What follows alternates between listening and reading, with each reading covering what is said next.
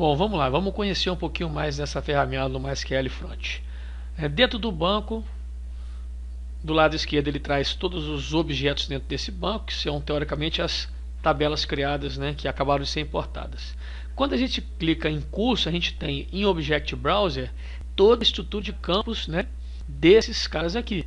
Então, se você clicar em cada uma dessas estruturas, você vai poder ver o nome do campo, se você precisar alterar o tipo, o tamanho, enfim. Mas eu gosto de trabalhar muito aqui, ó.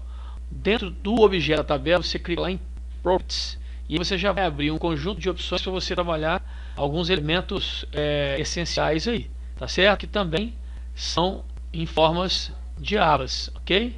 E aí você consegue ver muitas coisas que você necessita. Bom, vamos lá. Em geral, ele traz o nome da tabela, o tipo em que ela foi criada, o char7. Repare que o char7 e o tipo da tabela estão diferentes do tipo padrão do banco. Isso mostra que um banco, embora ele seja de um padrão, ele pode aceitar tabelas de outro, porque essas tabelas foram importadas de um outro banco que também houve, por um motivo ou outro, uma mudança de padrão. Eu também não me preocupei quando eu fiz a cópia com esses exemplos aqui, tá? Mas se você alterar o char7 e o collection, você pode ter alguns problemas com os tipos de caracteres que já estão contidos aí. Em alguns momentos você tem até que alterar isso para que eles fiquem compatíveis com browsers, com páginas, enfim. Mas não vamos perder tempo com isso agora não. O que é interessante aqui, ó? Então na General você tem uma visão geral do objeto tabela. Então você diz aqui inclusive tem aqui, ó, ele deve ter um campo-chave que é auto-incremento e o contador está no 3. Se você quiser mudar isso aqui, se você quiser colocar 100, ele vai pegar o próximo que ele for criar, 101, por exemplo. O information, ele traz aqui quando essa estrutura foi criada, com a última atualização dela, né? Key data, o tamanho dos dados aqui, quantos registros ela tem. Se ela tem alguma chave específica, não é chave a título de estrutura de bancos, o campo-chave não, é chave realmente de acesso. As chaves, enquanto campos, as chaves que podem ser primárias ou secundárias, elas estão especificadas aqui nesta abinha case. Então, por exemplo, a nossa chave dessa tabela é o ID curso, que é a chave primária, ok?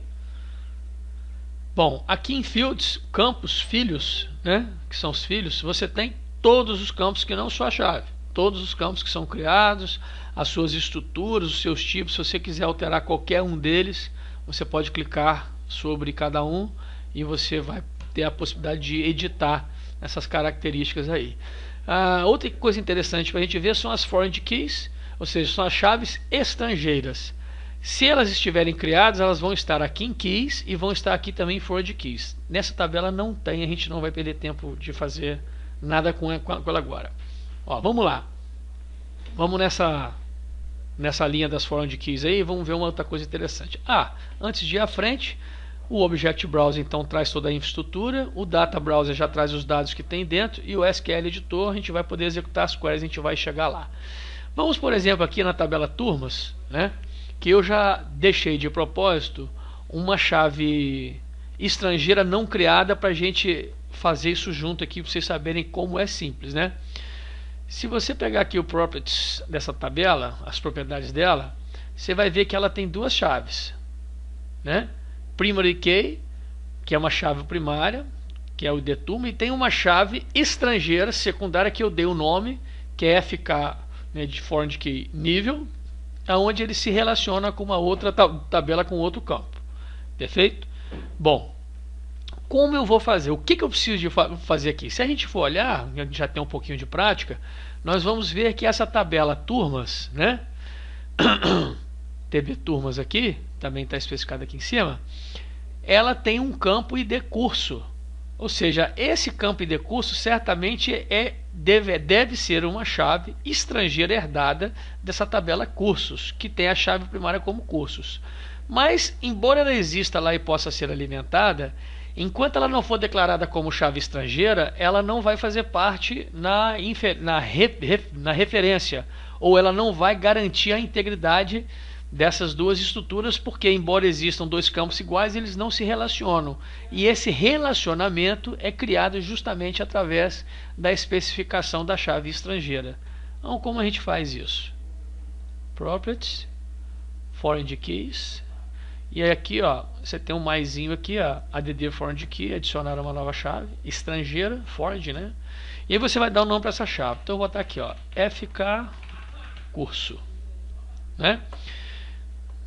No banco de dados aula prática BD, na tabela turmas, e aí eu venho aqui, ó, vou relacionar com a tabela cursos. O que eu vou relacionar? O campo ID curso da tabela turmas com o campo ID curso da tabela cursos. Lembrando que ele vai aqui você pode colocar restrição, né? Ou seja, restrição na deleção e na alteração. Se eu tenho chaves de curso criadas, por exemplo, na tabela alunos, eu não posso nem excluir um curso, muito menos alterar o valor dessa chave, porque já existem elementos relacionados lá.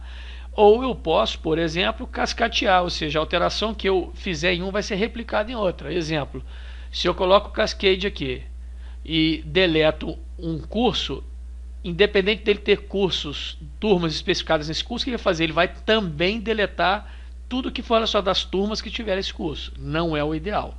O certo é a gente trabalhar sempre com o restrict. Então, quando eu clico OK aqui, repare que ele vai fazer a criação da chave estrangeira. Ó, tá criando aqui, mas a gente já pode visualizar que já foi feito. Ó, ele já criou aqui FK curso. Demora um pouquinho, porque ele cede algumas coisas.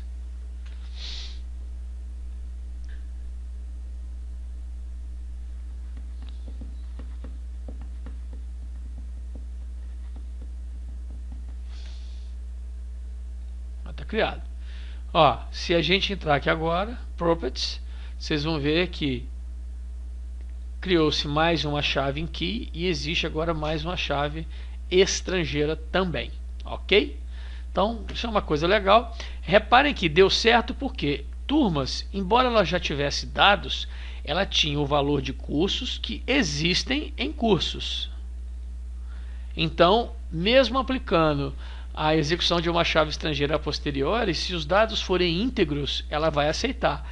Se nós tivéssemos lá uma turma criada com ID curso que não existe na tabela curso, ele não ia conseguir efetivar a criação daquela foreign key. É por isso que eu falo sempre que a estrutura normalizada, seja na primeira, na segunda, terceira formas gerais e aquelas outras adicionais que a gente viu em casos específicos, elas devem ser feitas antes da alimentação dos dados. Depois da alimentação dos dados, é necessário que eles sejam extremamente íntegros para a gente conseguir aplicar, de repente, uma estrutura dessa que, porventura, a gente imaginou, na programação a gente implementou, mas esqueceu de fazer no banco de dados. Então é um risco, né? Um risco bem grande. Tá certo? Bom, então a gente fecha essa parte dessa aula falando sobre as estruturas dos objetos desse banco de dados. Vamos ver agora, a partir de agora, na próxima etapa, algumas queries para a gente trabalhar com o nosso revisional de prova aí.